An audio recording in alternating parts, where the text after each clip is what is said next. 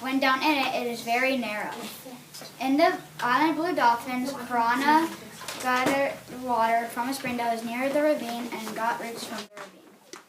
Wow, that's a far way down. I wonder where the cameraman is. Oh, there he is. Well, let me tell you about a cliff. A cliff is a steep rock face, usually at the edge of the sea. In Island of the Blue Dolphins, Piranha was hanging on the cliff while a tsunami was crashing into it. As you can see, there is a mesa behind me. A mesa is a flat-topped hill with steep sides. It compares well to a plateau. In the book, Piranha was spying on the Aleuts on top of the mesa. A harbor is a large area of water where ships can load and unload. In Island of the Blue Dolphins, Ramo was at the island while she was in the ship. She noticed he was gone, so she went back, swam through the harbor, and came onto the beach looking for him. As you can see, a sand spit is an area of land that gathered up sand and it points out into the water. It's kind of like a beach that sticks out far in the water. In Island of the Blue Dolphins, Piranha was paddling around the sand spit trying to leave the island. A cove is a small type of bay where the shore cuts in. A cove has a narrow, restricted entrance and is often circular or oval-shaped. It's like a sheltered bay.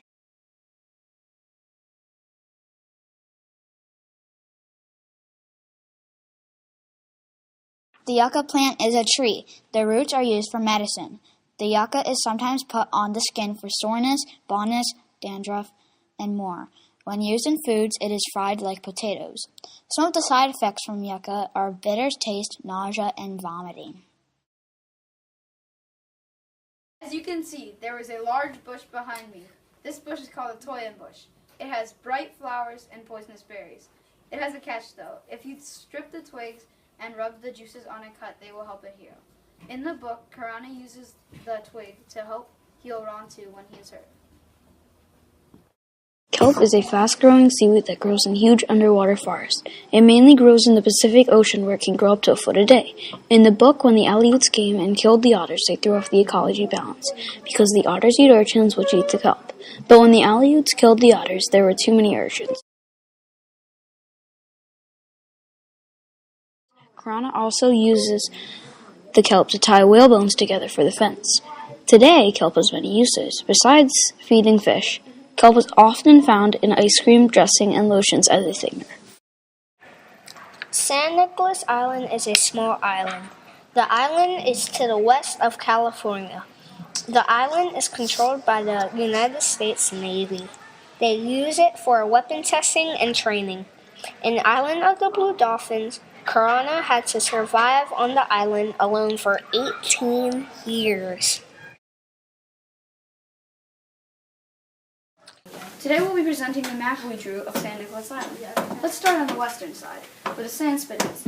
This is what she had to carry broken boards from her old canoe around to build a new one. Then we'll go to Tall Rock, where she collected cormorant feathers to make her skirt. The ravine is where she gathered roots and for winter food. Spring 1 is where Tutok, the Aleut girl, would gather water.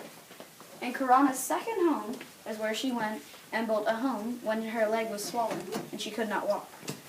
The village is where her people, the Gawasa tribe, stayed when they were not, before they were taken away.